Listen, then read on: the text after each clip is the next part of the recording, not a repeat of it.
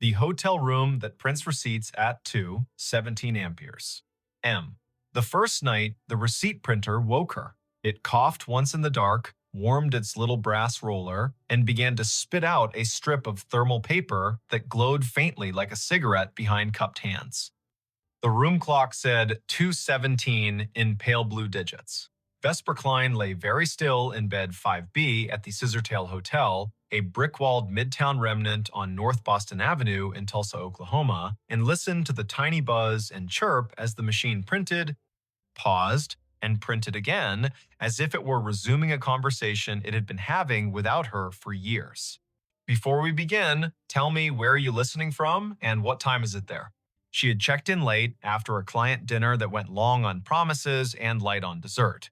The year was 2019, early November. The air outside clean after a narrow band of rain slid through, and the sidewalks shone like varnished stage floors. Vesper was 33, a freelance systems tech who patched networks for small hotels that couldn't afford to be down and couldn't afford to hire someone full-time. She traveled with a canvas tool roll, a spare router, a zippered pouch of adapters that looked like a magician's deck, and a mug with a hairline crack she liked to think of as its signature. The Scissortail was her kind of place. A lobby with a brass bell that had learned restraint, a front desk shelf of paperback mysteries for the taking, a night auditor who watched the door like a friend watches a house while you're out of town. He'd been the one to hand her the key card and the 2-page Wi-Fi map, Quill Penner, printed on a plastic badge, as if the name might be borrowed for the night. Night auditors aren't chatty by design, but Quill had leaned forward when she asked for the room farthest from the elevator. He'd said 5B is quiet most of the time, then paused, weighing whether to add something. He didn't. He pointed at the coffee station and said, "The cinnamon packets are the good ones." The printer sat on the desk under the window, small and stubborn, the kind of ticket machine you see in diners and old theaters. No USB cable trailed from it, which made Vesper grin in the dark because devices without visible leashes are both a challenge and a dare.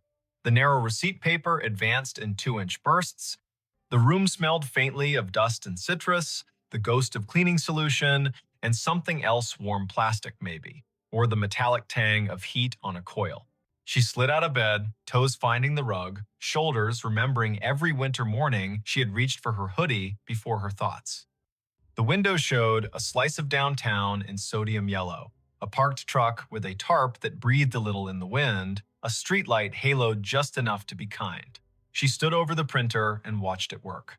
The top of the fresh strip read guest ledger at the margin, then a line of text that made her blink. Check-in, Harlan Row, rate $14.50, room 5B arrival, the 12th of October, 1958, comments, 2 pillows only. The paper was unbrowned, the font bold. She knew thermal stock fades to beige with sunlight, goes blotchy with time, and curls if you leave it near a vent. This looked new, but the data was from a year you had to say out loud to make it believable. The printer hummed again and produced another line. Check-in, Odetta Meyer. Rate, $12. Room, 5B. Arrival, the 4th of May, 1957. Comments, traveling with songbooks. She tore the strip and laid it flat on the desk, then pressed a finger to the cool plastic of the printer, as if touch might confess what the eye couldn't. The machine did not shake. It simply waited, polite as a clerk, with more to say. At 2:23, it stopped. A little green light near its only button winked twice like a made-up code. Vesper set the paper on a coaster, lay back down, and stared at the ceiling where the streetlight's slatted glow made a grid like a rehearsal. In 2 minutes, the heater clicked, the mini-fridge answered with its own throat clearing, and her body did the sensible thing it does when a problem cannot be solved and the hour is improper, it slept. Daylight always rationalizes the night. Vesper showered, dressed, and went downstairs with questions arranged in her mouth as if they were items on a parts list. Quill stood behind the desk with a pen balanced across his knuckles like a small seesaw. Room 5B printed receipts at 2:17, she said, like a person reporting a minor plumbing miracle. She slid the strip across. He read it, eyes moving left to right once, then again slower. He did not touch the paper, as if touching would make him complicit in whatever time wanted. He leaned in. You know how old buildings have old anchor points. You hang a new painting, but the wall still remembers the nail. He lowered his voice. That room was a manager's office back when this place was the Francis Motor Lodge. They kept the ledger in there, typed out receipts on a half-width machine bolted to the desk. At close, they printed a roll of check-ins for the night, tore it, and rubber banded the strip to the hardback ledger. Quill tapped the counter. Once, twice.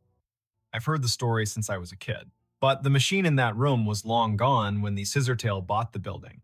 That, he nodded toward the strip, is a thermal ticket printer from the last decade. We put it in to spit bar tabs during wedding weekends. He smiled without humor. The bar's downstairs. He told her what he knew, which was more than most people get for free before 10 in the morning. 2 nights a month, irregular but stubborn, the printer in 5B came alive at 2:17 and printed names from when the room was an office, and the office took cash, and the cash came with a handshake, and sometimes a song. Housekeeping had tried unplugging it, but the little machine held on to its paper and its green light like a dog holds a ball. Engineering had replaced it with a new unit. The new unit learned the trick too, as if the wire in the wall had a voice. Once, a manager put the printer in another room. It printed in the other room. At 2:17, Vesper asked the question an auditor would ask, "Why 2:17?" Quill lifted a shoulder. Night audit on the old system rolled at 2. The manager, a woman named Adelaine Merritt, he wrote in her diary, he gestured toward the wall where black and white photos of the old Francis hung in frames. The audit took 17 minutes most nights because the room charge calculation was slow. He winked, a habit to soften hard edges. That's what the Haunted History Tour says anyway. My grandmother worked housekeeping here in the 60s. She said Adelaine was the kind of woman who could silence a room by looking at a clock. Quill slid the strip back to Vesper. I don't put much stock in anything that prints on its own. But I don't stay in 5B either. She laughed, but softly. I'm the right kind of superstitious, she said. The kind that believes in loose cables and also in writing down names. She folded the strip, tucked it in her notebook, and promised the front desk a stronger signal on the north wing by supper. Work made the morning sensible. Vesper crawled into the equipment closet on 5, balanced her laptop on an inverted bucket, and watched packets move in tidy lines across her screen. The Scissortails network roamed like a polite guest slow if you needed it to be fast. Fast if you weren't asking. She pushed a firmware update, tuned channel widths, stood on a chair to re-angle a ceiling antenna the way you point your head to listen better. Lunch came from a food truck with a chalkboard menu and a line that made the air smell like cilantro and good intentions. She ate on the loading dock, the sun finding her cheekbones and telling her to stop worrying about things no one pays you to worry about. The second night, the printer coughed at 2:17 on the dot. The room's clock, which she had not trusted since it flashed 12:12 after she plugged her phone charger, matched her wristwatch exactly. The printed strip listed names, again, 5 this time, each with a rate that made the era plain. Miguel Corrado, Della and Sten Bay, Bellamy H. Cross, Traveling Sales, G. Whitlow. The comments field sometimes added a phrase that felt like a quotation. Traveling with songbooks, baby sleeps light, keep the radio low. She tore the strip and laid it beside the previous one. The heater ticked its approval. She sat cross-legged on the rug, laptop open, the printer's power cord draped across her thigh. If it's a room ghost, she murmured, it should ignore me. If it's a network ghost, I may as well listen. Her laptop saw the printer as a simple thing on the subnet, a networked ticket device with a default login and a queue history that should have been empty and wasn't. Vesper scrolled. A job log rolling back months logged exactly 2 entries each night with the flag source, Legacy. Someone had written a silly little module into the Scissortails aging property management system, a module that echoed old file structures for nostalgia tours during October. She'd seen that kind of thing done for fun. But this module contained descriptors she didn't recognize. Ledger spool, carriage return key, ribbon jam. These were words from a different machine. The audit program triggered at 2. The ghost queue called itself at 2:17. She checked where it pointed. The path wasn't a path, it was a device ID that didn't match any modern naming scheme. She pinged the device. No answer. She traced the MAC. The vendor code came back to a company that died before the internet had central registration. That made her skin feel too tight. In the morning, white coffee cups clacked, and the lobby television played low, the weather woman pointing at a band of storms where storms like to form. Vesper asked Quill if there were schematics for the old building. He pointed to the office behind the desk. Ground plan framed on the wall. Maybe useful. The hotel had been two buildings stitched at the seam. The Francis Motor Lodge on the east, a narrower annex that used to be a savings bank on the west, joined by a flyover corridor at 3 and a clumsy arch at 5. Room 5B sat where the old bank manager's office once had been, according to a penciled note at the edge of the plan. There, a scrawl, printer niche, in lighter pencil, spare line to basement. Quill warmed to the problem the way night auditors do when daylight invites them to be citizens. He called maintenance.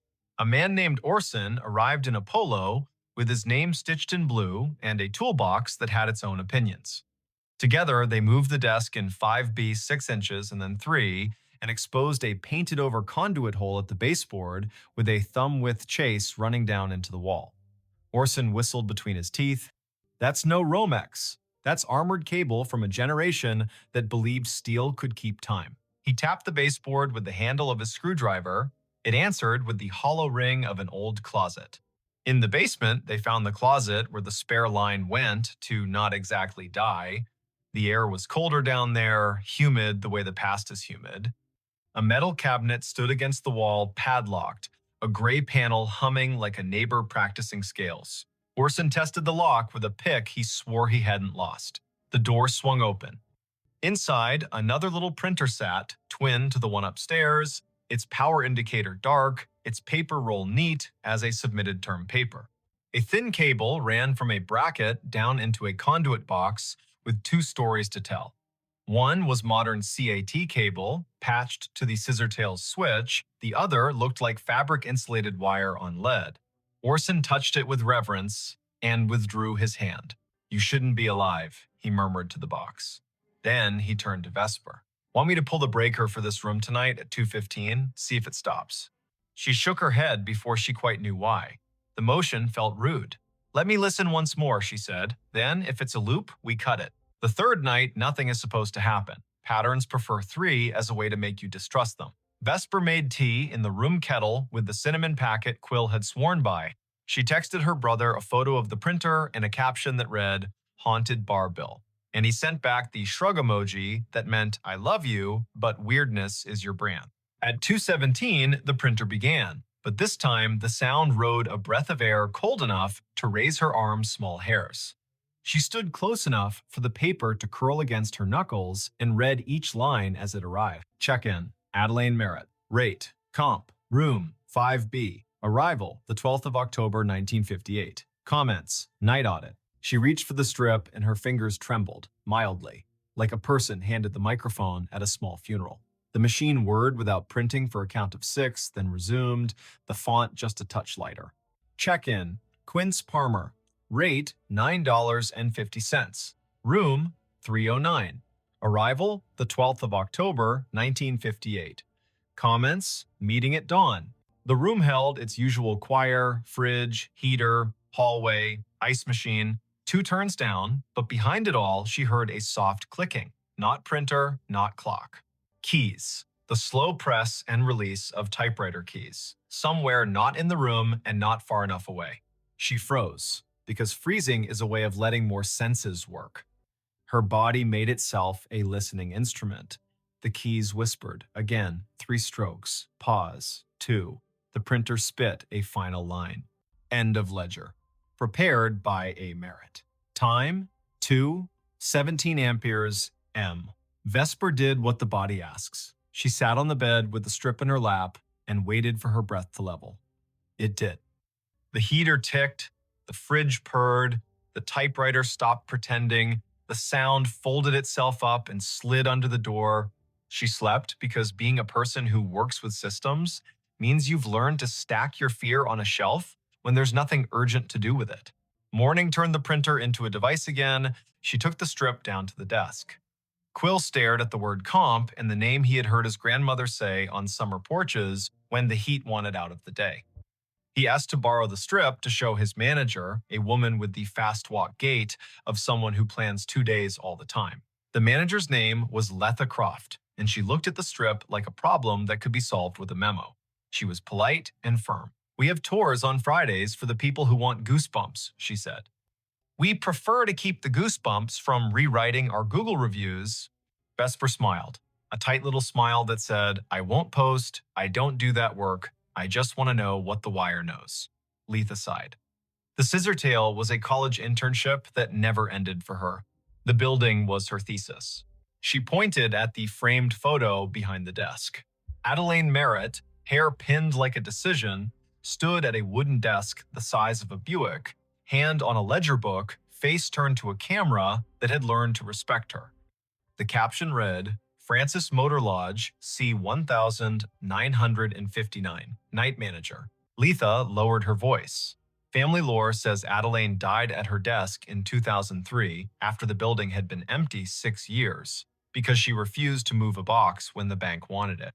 The family had the key to the back door from the old days. She snuck in sometimes to straighten things that did not require her. A neighbor saw her light. By the time anyone checked, the coffee had gone cold and she'd written the date on a yellow legal pad with a line under it, like an anchor. I don't know if the story is true. I do know names have a way of using rooms until you say them out loud and then they rest.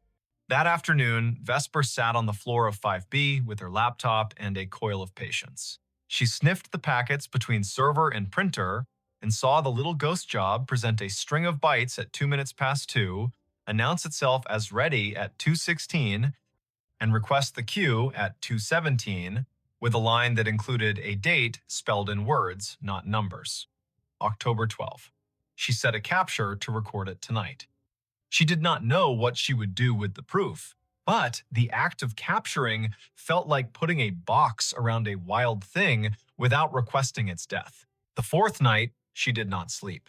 At 2:16, the room gathered itself. At 2:17, the printer began.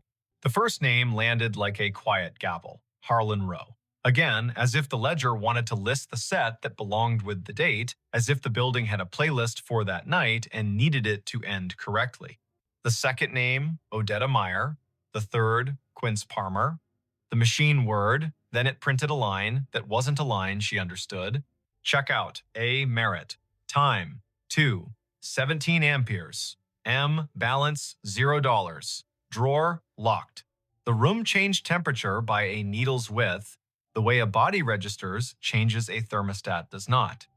The typewriter sound returned, louder, as if the keys had moved closer, as if someone had rolled the desk chair to the doorway. Vesper stood. The bathroom light made a rectangle on the carpet. She turned it off and let the room be only the room. In the dark, a kind of courtesy arrived. She spoke to the space like a person speaks to a skittish animal. "I hear you," she said softly. "I see what you print. If you're finishing something, finish. If you need a witness, I'm here." The keys worked once, gently.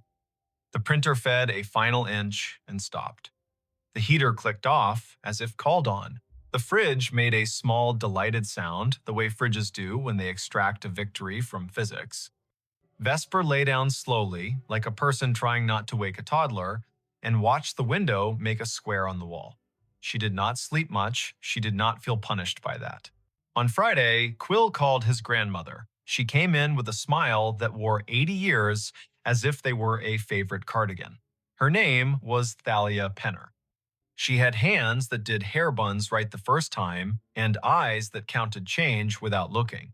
She stood in 5B and curtsied to the air, lightly, like a joke only the past finds funny. She pointed at the baseboard where the printer niche had been long before this printer knew it was one.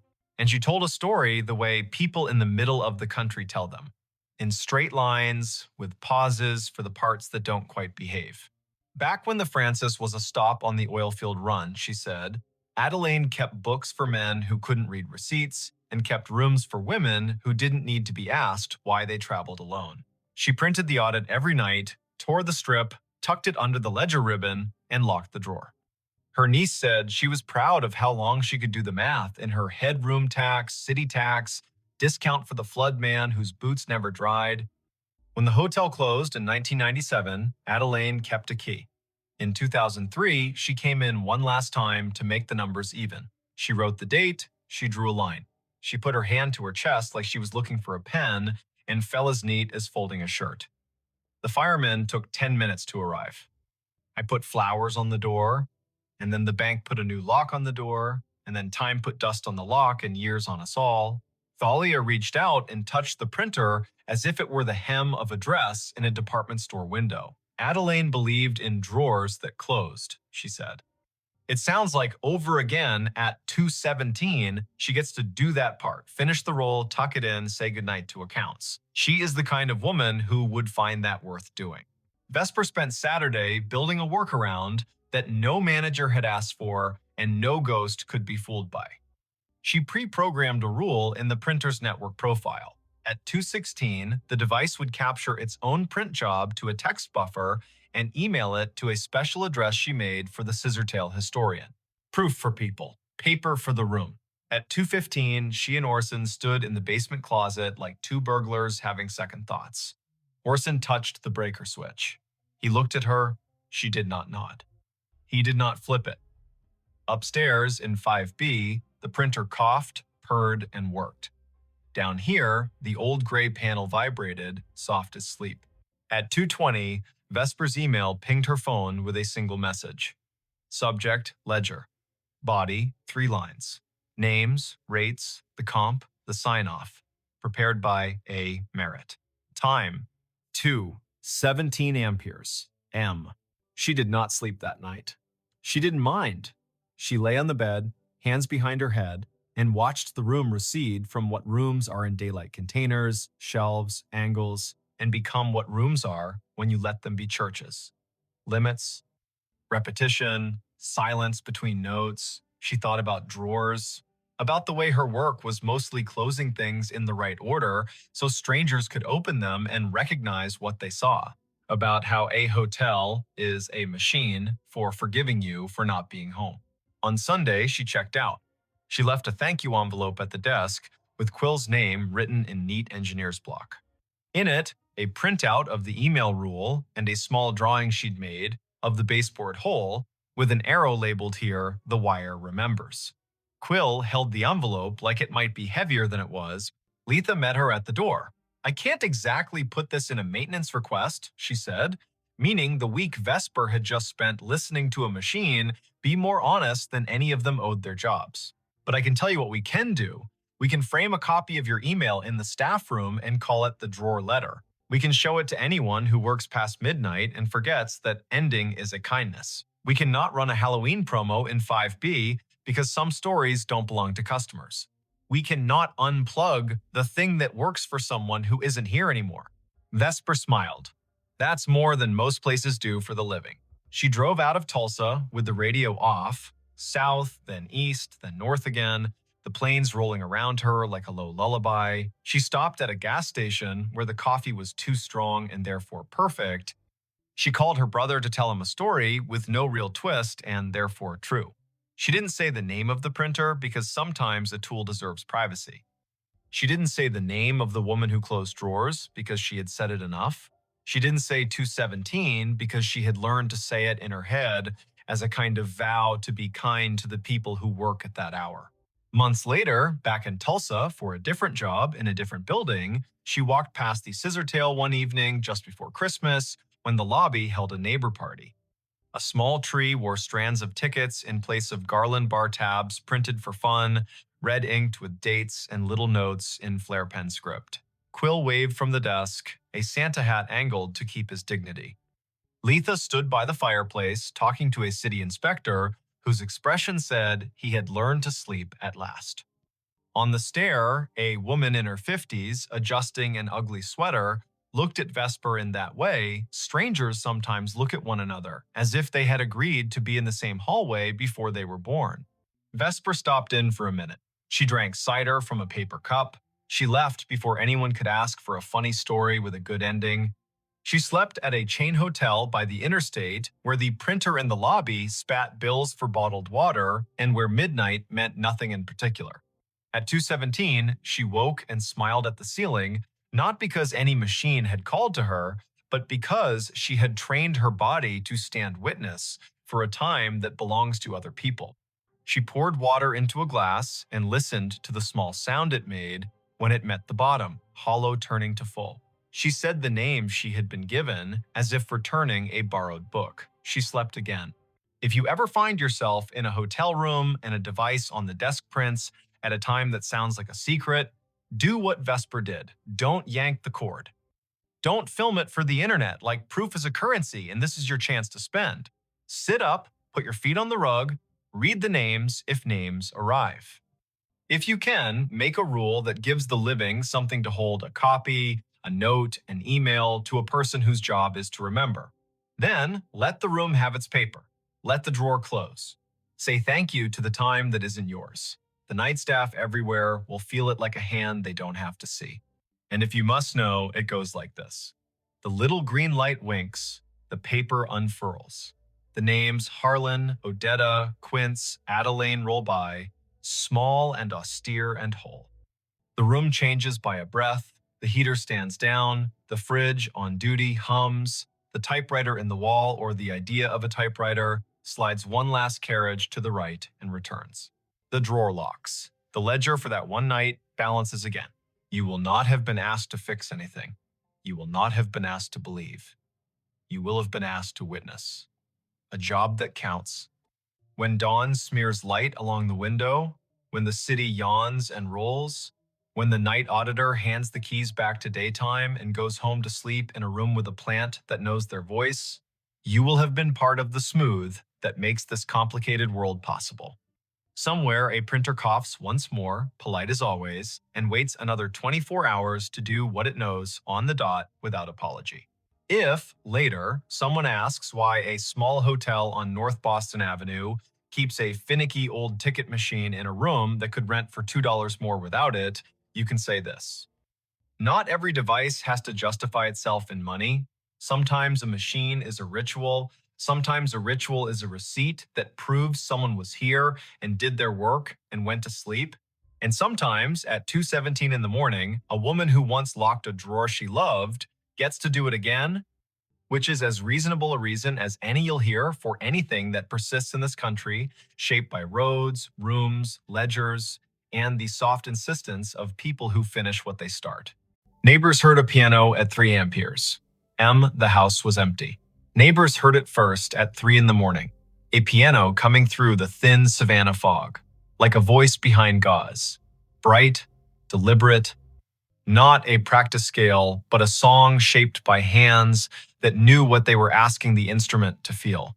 Windows glowed weakly along Jones Street. Porch fans turned lazily, pushing warm air that smelled like iron and rain. The music came from number 119, the Carpenter House, which stood empty, locked, listed, and waiting. Before we begin, tell me, where are you listening from, and what time is it there? The year was 2019, late August, heat pressing the city flat. The Carpenter House had been vacant since early summer, after an estate sale peeled it of rugs and lamps and the porcelain spaniel that used to guard the hearth.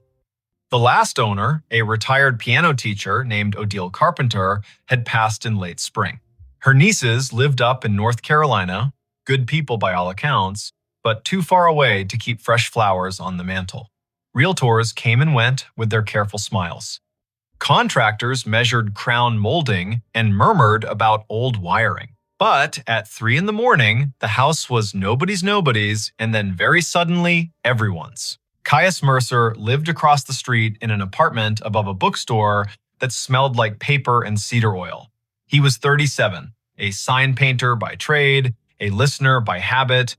At 3:02, he stepped onto his balcony with a glass of water and a small, unreasonable hope that the sound would be a radio left on in a passing car. It wasn't. It had the weight of wood and felt and string. It had the soft, percussive bloom that only happens when hammers strike and then get out of the way. He thought of the names of pieces like someone reciting Saints, Nocturne, Arabesque, Consolation, and then recognized the one it was. Claire de Lune played a hair slower than most, with crescendos that rose like someone standing up carefully from an old chair. He could hear the rubato in the right hand, the left hand anchoring, a conversation between patience and longing. The melody reached for the air over Forsyth Park and came back with a question.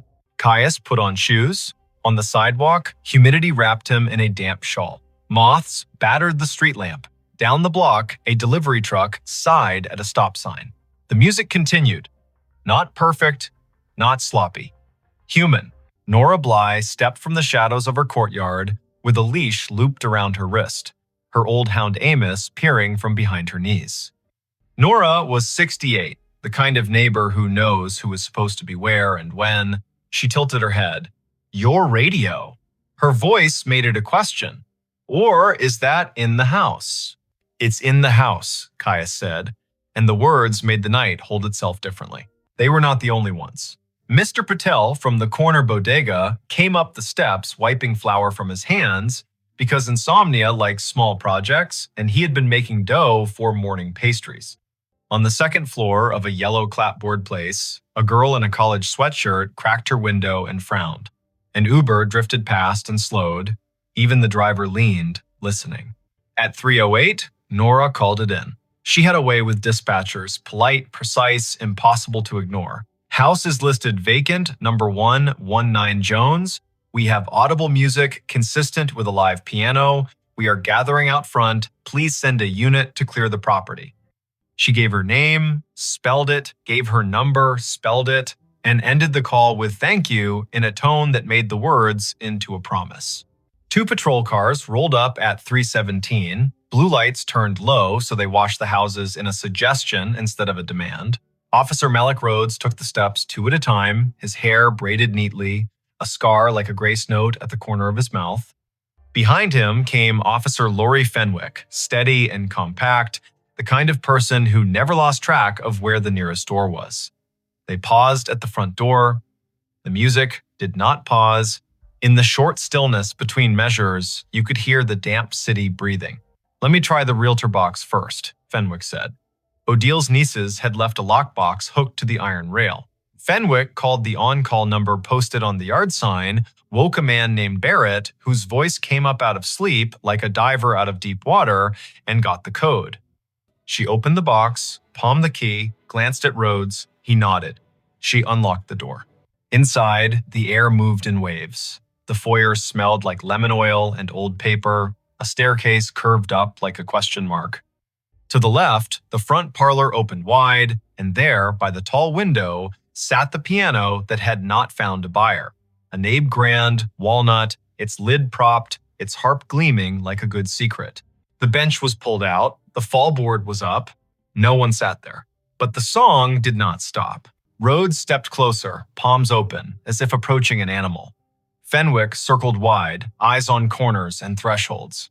Rhodes leaned and looked under the body of the piano the way a child looks under a bed. Empty. No pedals depressed. No one hiding. The music flowed with the serene confidence of someone who had forgotten to be afraid. The keys moved. Not all of them, just the ones the melody asked for, but they moved as surely as if struck by fingers. Rhodes watched a middle C rise and fall. He put his hand near the key, not touching, feeling only the movement of warm air. He swallowed. His throat made a sound like a small door closing. Player mechanism, Mr. Patel whispered from the doorway, half hopeful. Some have rolls hidden in the belly. Rhodes eased the bench back with his shin and lifted the front panel below the keys.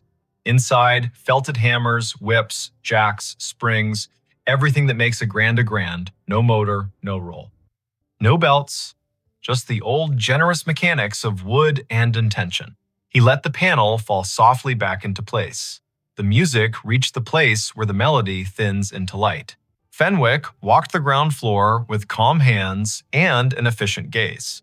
Dining room empty, kitchen empty, pantry empty, back door closed, latched, chain intact, powder room lonely and clean.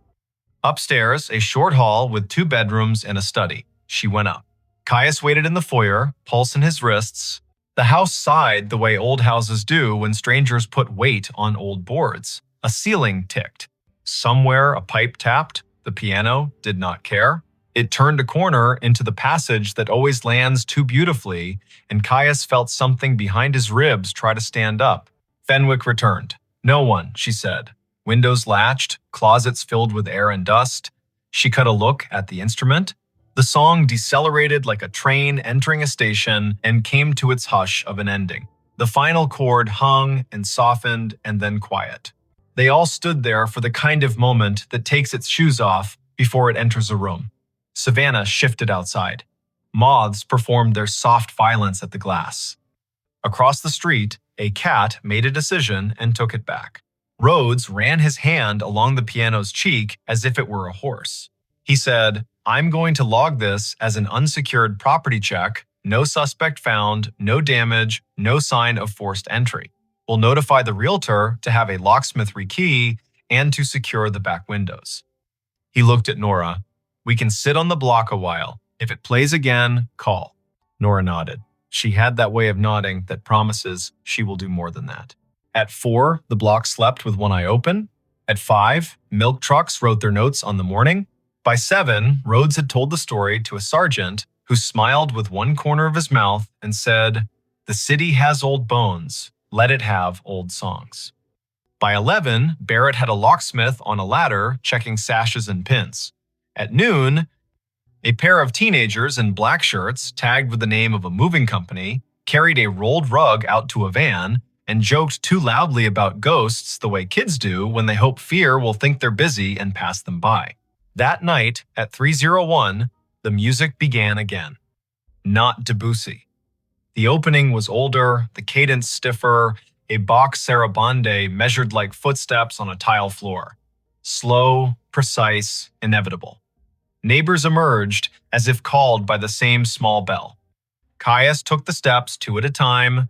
Nora did not bother with shoes. Officer Rhodes arrived inside 3 minutes, not even pretending he had not parked around the corner to make it easier to be the kind of cop he wanted to be. They found the same room, the same instrument, the same absence of anyone at all. The keys rose and fell, a metronome's mind and a prayer's heart.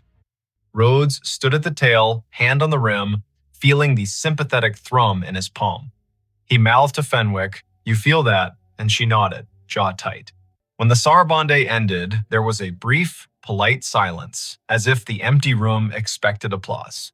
The house had a history, of course. In Savannah, houses accumulate story the way live oaks gather Spanish moss, one breath, and you are clothed in what came before you.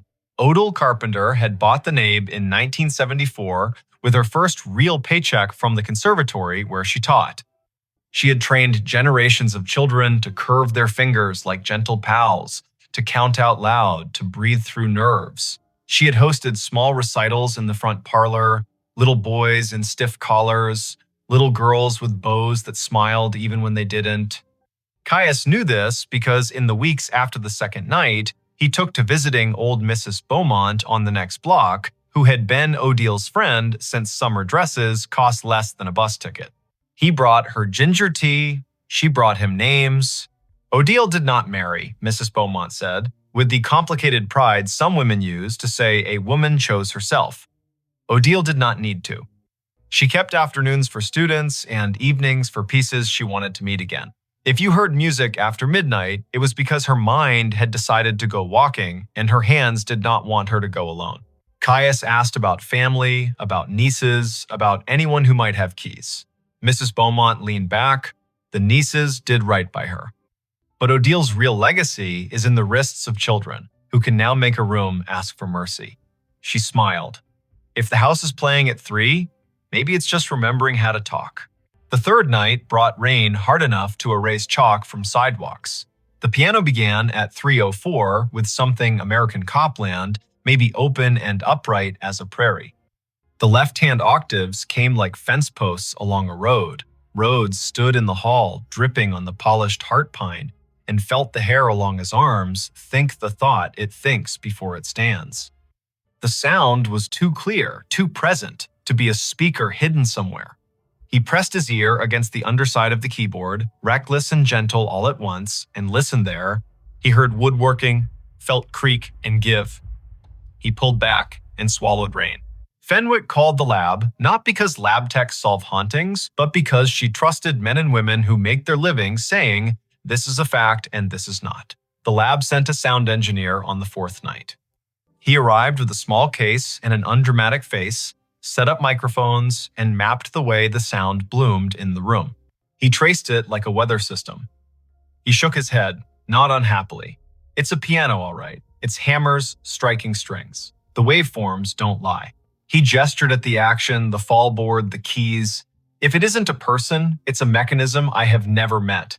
You'd think it was a player, Mr. Patel offered again, stubborn as a superstition that used to keep you safe. But where's the roll? Nora crouched and put her palm flat on the bare floor in front of the lyre, breath held like a child listening to a secret inside a seashell. She looked up. Feel that. They all did. Not a vibration exactly, more like a miniature version of thunder when it is far and polite. As if the house were a body with a heart beating very, very softly. Caius began to arrive early, at 2:45, with a folding chair and a thermos. He took notes in a small pad he used when hand-lettering menus for restaurants. Tempo, piece, weather, number of listeners. He discovered that the set lists, if that is what they were, made a kind of sense. DBC the first night, liquid and moonbitten, Bach the second, exacting and austere, American the third, shoulders back. On the fifth night came Chopin, a nocturne in E minor that stepped like someone finding their way through their own house in the dark without turning on the light. On the sixth, Satie, that famous gymnopédie that sounds like someone remembering a conversation and only later realizing what they should have said. On the seventh night, the piano did not play. At 3 o'clock, the block held its breath, and then, shy or wise, let it go. Caius packed his chair, embarrassed at his own hope. Nora turned on her porch light and then, half smiling, turned it back off. The realtor, nervous about liability, scheduled a full inspection the next day. A structural guy with hands like shovels walked the joists and hummed. A piano tech from Tybee Island arrived with a satchel and a reverence. He took the action apart and laid its bones gently on a quilt. He showed them the jacks, the whippins, the flanges. He pressed dampers against strings, counted, and pronounced the instrument healthy for its age and history. He found only one oddity, and it was not mechanical. Tucked inside the case, caught between the soundboard and a brace, was a small envelope the color of tea. It had been there a long time. On the front, in Odil's hand. For the person who hears it, the room forgot how to breathe for a second. The piano tech handed the envelope to Barrett, who handed it to Nora, who looked at Caius and then at Officer Rhodes and said, "You better." Caius opened it. Inside, one page in a tight old-fashioned script. "If you are reading this, you are listening," Odile had written. "If you are listening, you may hear what most houses forget to say out loud. I have taught many to count. I have taught some to sing. I have failed some and forgiven myself slowly. I left the piano because I could not bear the idea of it being lonely if I took it somewhere that did not know this air. If it plays when I am gone, let it. If it stops, let it rest. I have, in the middle of the night, heard keys move under my hands without me having asked them to. I have believed this was grief, and then believed it was kindness, and then believed it was just the way wood remembers being a tree. If you must name it, call it practice."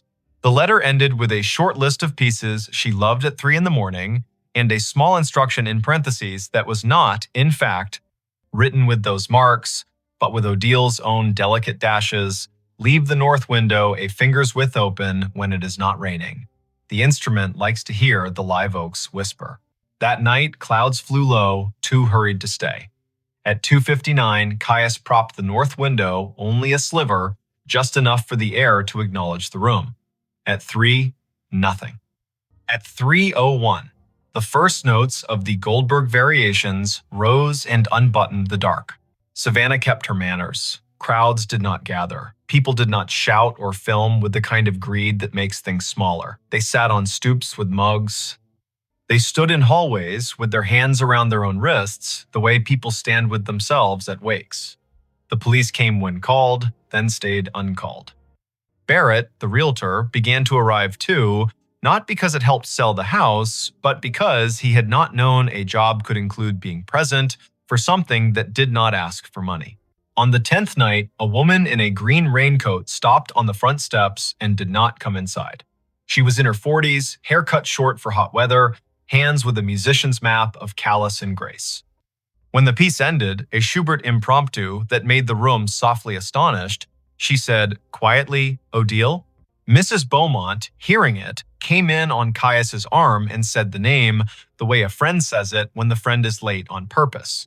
"Juniper Miles," she said, "piano class of 1997, the only student Odile ever called ferocious."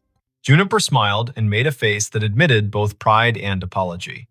"I left for Chicago and then for everywhere else. I did not come back when I should have. I am here now." She looked at the nave. "May I?"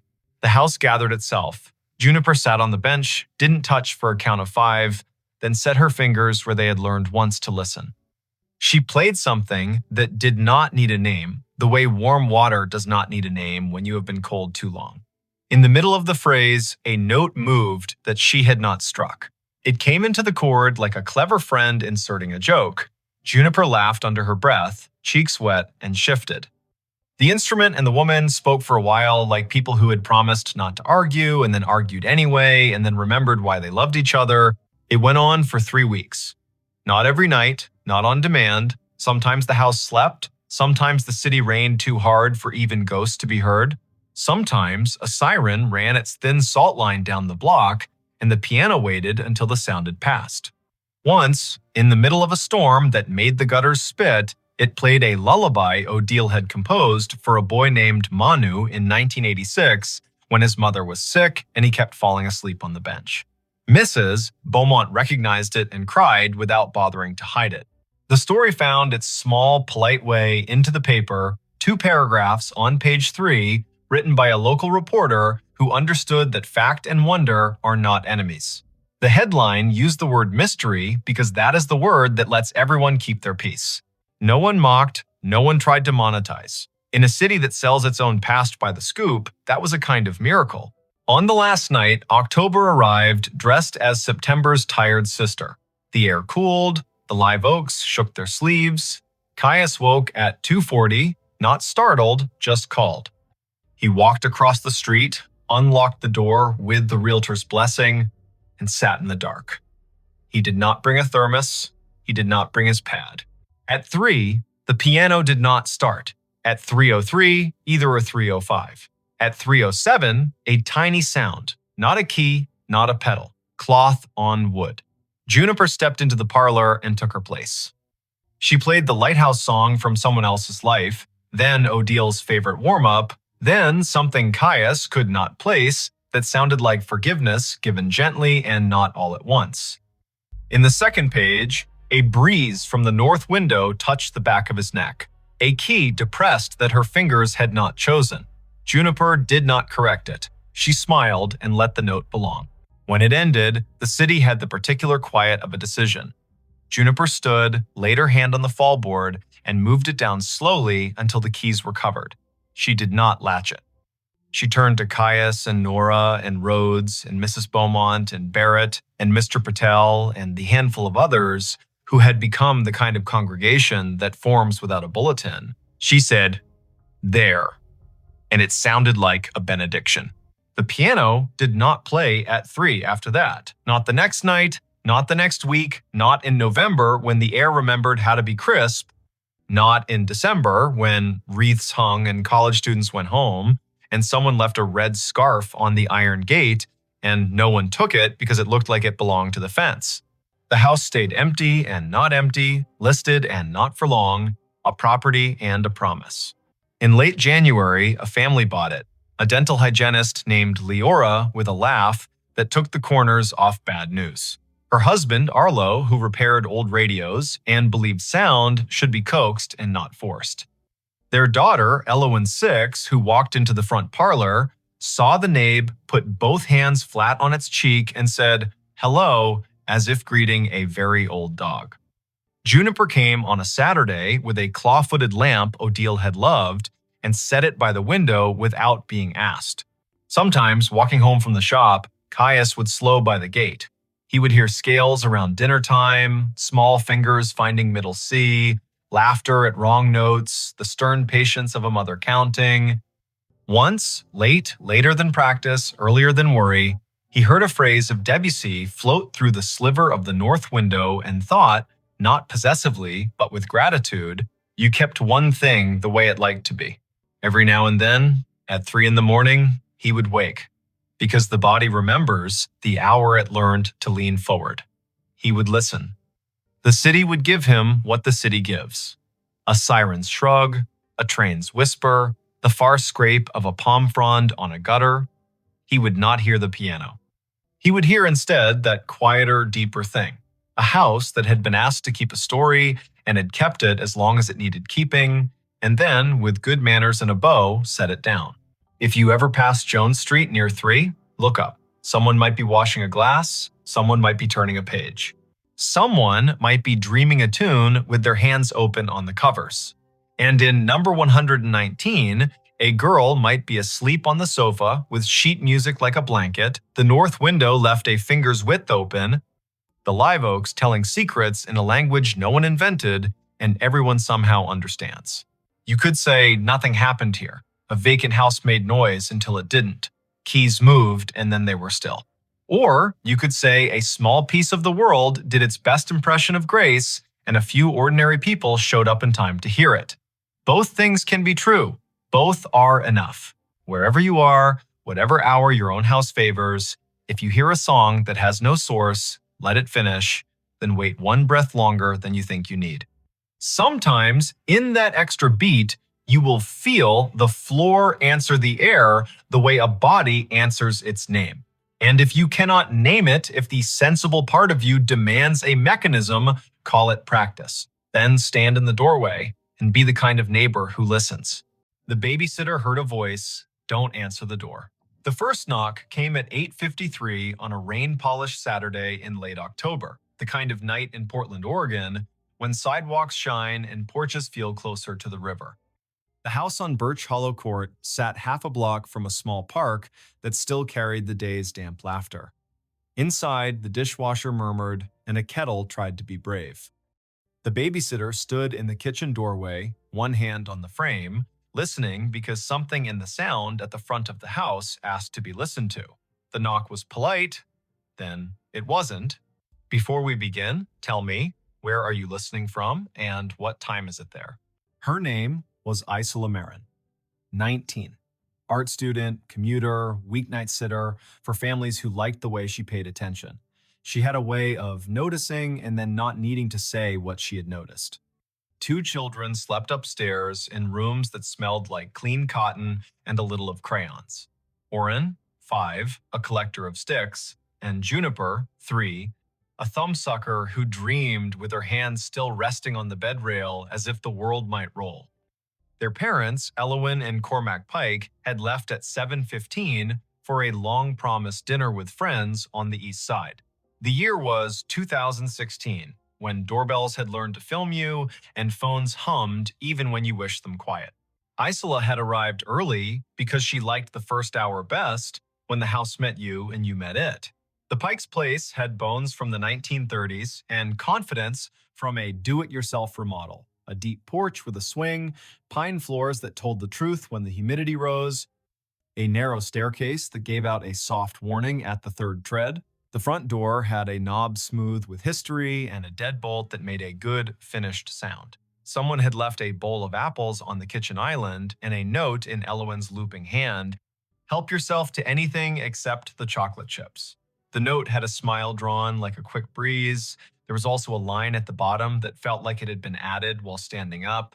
"If someone knocks and we're not back yet, don't answer." That line had made Isola breathe out through her nose, amused.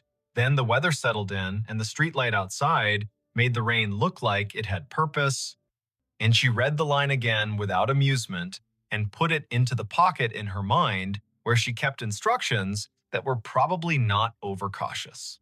The first knock came, then the doorbell. The chime had been replaced during the remodel and sounded like an idea of a doorbell rather than a doorbell itself. 3 notes, the middle one shy. Isola glanced at the hallway. The front camera should have sent her phone a picture, but her phone sat face down on the counter as an experiment in being a better person. She lifted it. No alert. No snapshot of a porch visitor wet with evening. She opened the app anyway. The screen showed a frozen image from 2 hours ago when the delivery driver in a yellow slicker had left a cardboard box and made a joke to the camera about swimming away. She touched the screen to wake it. It refused. The second knock came, not loud, but certain. She heard a hush behind the sound, no traffic for that moment, no neighbor's laugh, the rain taking a breath. "Coming!" she called, and heard the word bounce off the door and regret its volume. She crossed the living room, passing the lamp with the heavy base and the stack of picture books Elwyn had left, lined up for bedtime like a plan that had already succeeded. She stopped 3 steps from the door, where you can still see the whole threshold and also the 3 framed photos on the wall to the right: Pike family on the Oregon coast, Pike family at a pumpkin patch, Pike family on a couch in this very room, elbows touching. The peephole showed dark. Not the dark of a coat, too close. The dark of rain pressuring the lens. She tilted her head to the side window, the one with the glass etched in a pattern of leaves. A shape stood on the porch, too close to see contours. Tall enough to be adult. Still, she thought of families who send a neighbor to drop off a sweater, of packages misdelivered, of jokes. She reached up, fingers on the deadbolt, and then the voice came from the stairwell behind her, even and close, a whisper and not a whisper, a way of speaking that used the room more than it used the air. "Don't answer the door." Isola stopped moving. The words had come from the landing, or the old heating vent in the hall, or the part of a house where stair and wall meet and decide to be patient. She turned her head, slow, like a deer deciding whether the sound belongs to a creak or to a person who has forgotten how feet work. No one stood there. Only the line of light from the kitchen, a run of framed children's drawings on the stair wall, and the slight turn of the banister at the top where a hand likes to pause.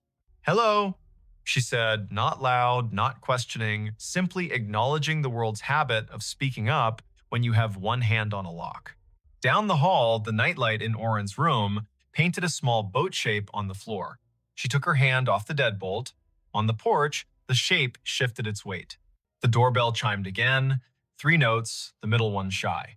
Isola's phone remained stubbornly uninterested.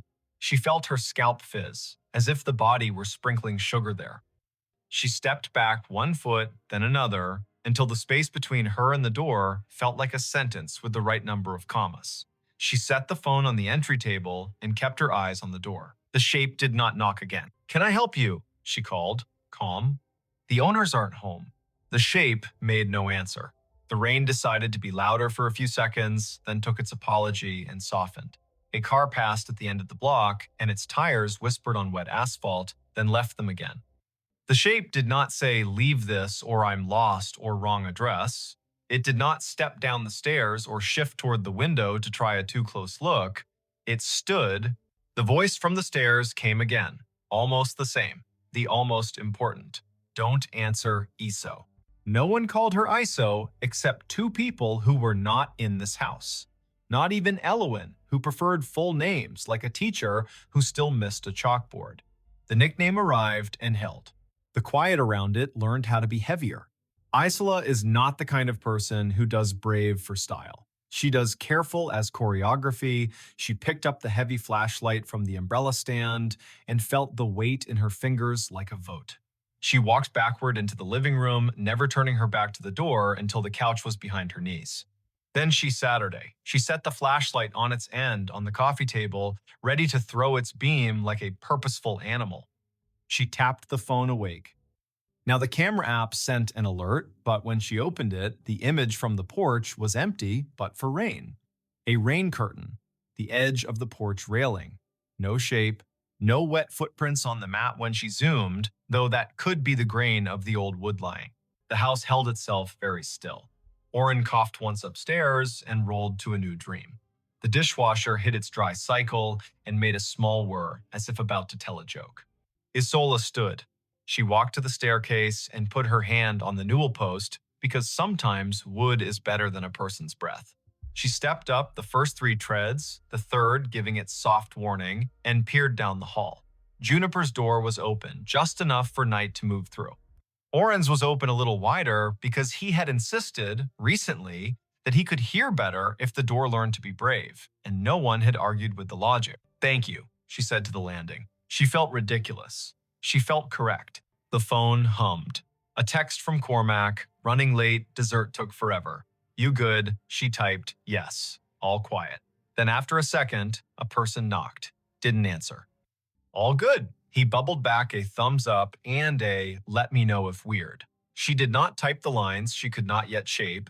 She put the phone in her back pocket and went to the kitchen kettle. Tea might give the house another language to speak in. At 9:11, the sound came again. Not the knock. The dry slide of weight on porch boards, then a new voice, not in the room and not in the rain, a man's voice on the other side of the door, pitched to be reassuring and succeeding halfway. "Hey there," it called. "Sorry to bug you. My car slid a bit. I'm fine, just could I borrow a phone charger? Mine died." Isola stood very still on the tile by the stove. Charged phones. The sentence wore a coat of sense. It also wore the same coat a story uses when it wants to be invited inside. She felt the stare voice rest itself like a hand just between her shoulders. "Don't answer. I can call a tow from here," she said. "If you tell me your name and plate, I'll call it in." A beat. The rain breathed. A neighbor's porch light clicked on 2 doors down, as if someone there had a similar feeling that night, should know it was being watched. "Sure," the voice said, cheerful, hurried. "Yeah, okay, appreciate it. I'm Kai. Plate is Washington, ZNJ." He trailed. The sound changed as if he had turned his head, as if reading something off a thing that had decided not to help him. "Hold up. Hard to see in the rain." "Okay," Isola said. She took a pen from the junk drawer. She did not step toward the door. The voice did not finish.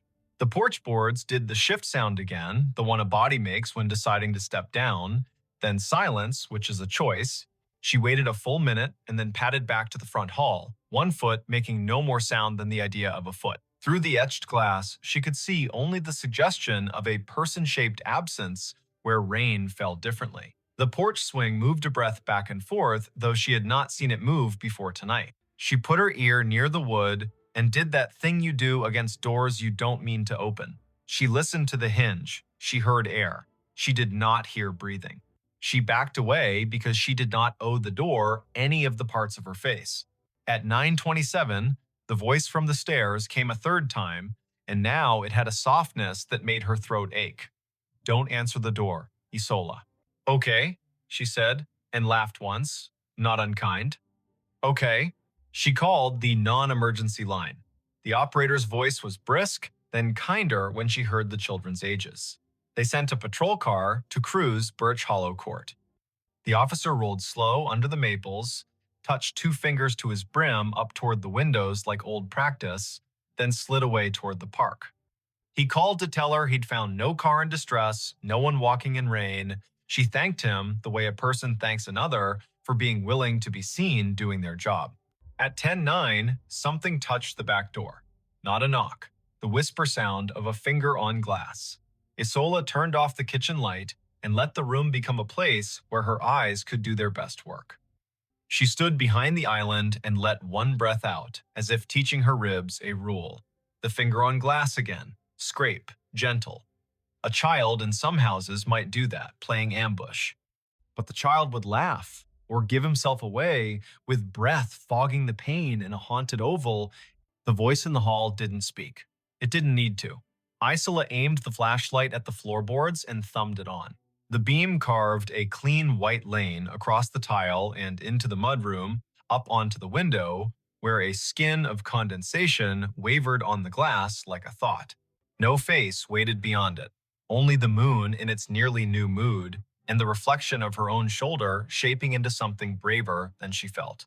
The scrape came again. The flashlight beam caught the faintest arc at the level of a hand. She walked a half step closer and saw what had made it. On the outside of the glass, pressed lightly against the pane as if placed, and then hesitated and then not taken away, was a leaf. A maple leaf quilted with rain, stem hanging like a punctuation mark. It trembled and dragged and lifted free. That was all.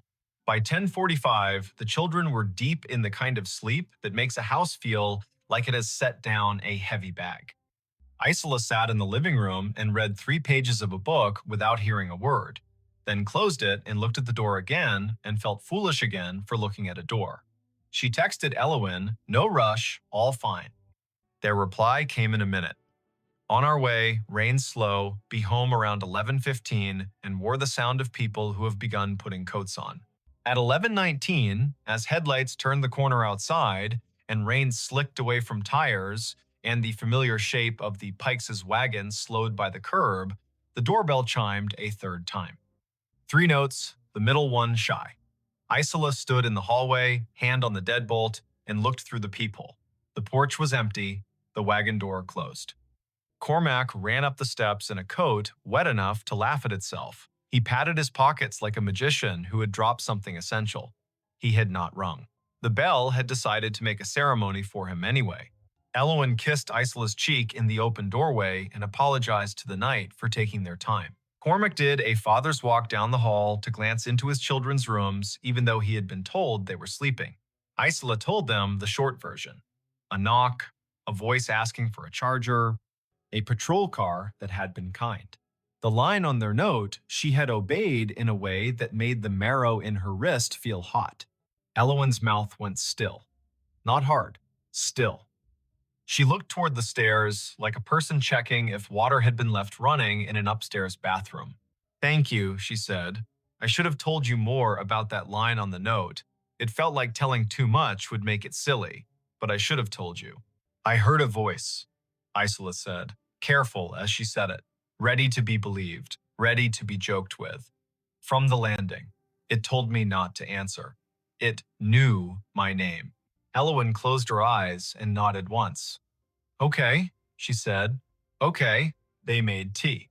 Cormac sat on the arm of a chair like a man who cannot bend himself small enough to fit back into an ordinary evening. Elowen told the story the way you tell one when you have lived with it long enough to know where its corners are. 2 winters before, she said, on a night when the river lifted itself and tried on a deeper voice, a man had walked the neighborhood knocking on doors asking for help. When people opened, he asked to come in and make a call, and if they stepped aside, he would cross the threshold with a speed that felt like another person had told him to hurry. Police had found him at the park pavilion where he had been sleeping rough, talking to a friend only he could hear. He never heard anyone, Elowen said, but the nights after that felt like a door with a hard-to-find key. 2 weeks later, Cormac said, picking up the part he needed to say, "We were here with a sitter, not you, a college kid named Pike, no relation, and something similar happened." Knock. Voice. He started toward the door, and Juniper, who was barely 2, sat up and said clear as a broadcast, "Don't answer, Daddy." She was barely speaking in sentences. She said it right. My mother's voice used to say it to me when I would go to the door for anybody. Something about the way Junie said it. It sounded like my mother and not like my daughter, and also like my daughter anyway. I didn't open the door. We watched through the side glass. There was nobody there. The bell chimed again. "And then," Elowen added, "last spring, when we were packing for a visit to my sister's, the doorbell chimed at 2:17 in the morning. Twice. Cormac checked. No one. Junie sat up and said it again. Don't answer the door. We changed the batteries in the chime. We changed the camera. We got smarter about being dumb. But the voice, it comes when it needs to. And she sleeps through it now. We hear it and we listen to it, and then we don't tell anyone because the world doesn't know what to do with a family in a sentence." They laughed softly, a release. The kettle sighed. Rain found a new tempo along the gutters. Isola told them about the man who had used the name Kai and about the way the shape had filled the porch and then been only Rain when she asked questions. She said the nickname the voice had used for her and watched Elowen's face widen in a slow astonishment that contained no fear. "It knows," Elowen said. "It knows who it needs to keep. They did not turn the story into an advertisement for another religion. They put the house back in order." Isola took the extra bills Cormac offered only after he insisted 3 times. She put on her jacket, damp from fear she didn't call fear, and stepped out onto the porch with them. The porch looked like any porch. The swing creaked because swings are built to do that, at least a little. The streetlight watched their car for a second, then got bored. Elowen reached for Isola's hand and squeezed, once, like a benediction you don't have to keep. On the drive home, the wipers kept time for a song Isola wouldn't have recognized if it had been played for her on a better night. She went under the overpass, where a man with a shopping cart had built a small palace of pallets and hope. She went by the open all-night grocery, where the cashier sells soup to people whose apartments never learned to hold heat. She went by a block of houses where the windows showed families still awake and not sorry. At a red light, she lowered her window and let the rain reach all the way in and touch her cheek, and then she rolled it back up and laughed, because the world had not insisted on being only one thing. The voice didn't follow her. It stayed with the house that needed it. Weeks went by without another knock at an odd hour. Leaves went to ground, and then to bags, and then to wherever leaves go when they've done their first job. On a Thursday in early December, Isola sat for another family across town and saw, on the neighborhood chat, a thread begin. Did anyone hear a bell twice last night around 2? The comments were predictable, then less so. A woman 4 streets over wrote that her grandmother used to leave a ribbon on the inside doorknob to remind herself not to open for kindness in the exact hour when kindness is most dangerous. A man who taught band at the high school wrote that he lived alone and still heard a voice sometimes when he put his hand on the deadbolt, and it always sounded like a person who had spent the afternoon organizing drawers and would simply not have the mess of a poor decision. Near midnight, her phone hummed. A text from Elowen, a photo of Juniper asleep on the couch under a quilt, toes poking out like arguments. Under it, a simple line. When she was half asleep tonight, she said, "Tell ISO thanks. The thanks is from me too." That winter, the door stayed a door. Spring arrived with a rhythm it was proud of. The voice came twice, each time for Isola, once at the Pike House, and once oddly in a different house where the rule felt the same though the picture frames were new. Don't answer. Each time she didn't. Each time the world failed to end. Each time she thought of how many doors in this country stand between people who need help and people who will offer it, and people who mean harm and the harm they intend. She learned something small and, to her, permanent. Safety and kindness are not enemies. They are a ladder. You step to the next rung when it will hold, not before. In late summer, after her semester ended and before the new one began, she took a train to see family in Eastern Washington. In the dining car, a man waved her to the empty seat across from him, the way travelers do when their stories want company, and she accepted. He was older, but not old, wore a ball cap with the logo torn off, and had one of those faces that make you feel remembered. He asked what she did. She said art and children and listening. He nodded as if that were a single profession. He told her he had been a night manager at a motel once, decades back, and how sometimes the night tells you who to open the door for and who to speak to through glass, and how your body knows if you let it be the first expert. He said his mother's voice still visited clear, not spooky, not the kind of thing you put in a movie, and told him the one sentence that she had left him as a tool: don't answer the door, not because you aren't good, because you are. She returned to Portland with a sketchbook full of stairways and kettles and porch swings. She babysat for the Pikes the first Friday of October, a night with dry leaves and a moon that put on a mustache of cloud and then laughed at itself. The bedtimes went easy. The dishwasher hummed. At 9:14, the bell chimed once and stopped. She walked to the door and put her hand on the newel post and waited. The voice did not come this time. The house trusted her to have learned. She didn't answer. Later, when Elowen got home and leaned against the door while she took her boots off and said, "I love my boots and I love taking them off," Isola told her about the single chime. Elowen laughed softly and asked if she wanted pie, and they ate pie in the kitchen with their spoons, making small civilized noises, and the night minding its business. If you want a moral, there isn't one sharp and neat enough to slice bread. There is a sentence that belongs to a particular house on Birch Hollow Court, and maybe to your house too if you need it. Don't answer the door. It doesn't mean never. It doesn't mean be a city made of fear. It means listen for the moment your body tells you the story the night is trying to sell, then say no with enough steadiness that the night has to take its pitch elsewhere. If you are ever in a quiet house with children sleeping like small planets upstairs, and the door learns a new trick with its hinge at a time of night when even helpful people forget how to stand, and you hear a voice that knows your name and the shape of your life, let it be a chain on the inside, not a chain on the world. Make tea, call for help you trust, stay in the room with the light. Thank the air when it warns you, even if the thanks feels ridiculous in your mouth. Names will still be names in the morning, doors will still be doors. And you will have kept the lesson the old houses know. Sometimes the kindest act is to hold still while the night tries your latch and finds it true.